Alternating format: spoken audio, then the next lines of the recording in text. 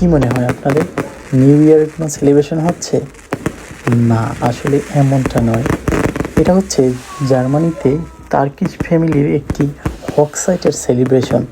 ও হ্যাঁ, হকসাইট হচ্ছে জার্মান শব্দ, এর বাংলা অর্থ হচ্ছে বিবাহ। আমিও কখনো এভাবে টার্কিশদের বিবাহ উদযাপন নিজ চোখে দেখিনি, এটাই আমার লাইফের ফার্স্ট টাইম ছিল।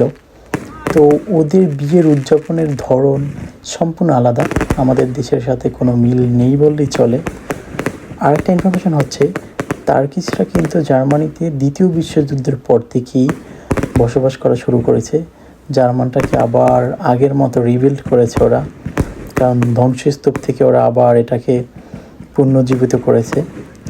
আর ওরা কিন্তু এখানে থার্ড জেনারেশন চলতেছে, মানে ওয়ান কাইন্ড অফ টার্কিশরা হচ্ছে জার্মানদের থেকেও ওয়ান কাইন্ড অফ বেশি শক্তিশালী আমার মতে।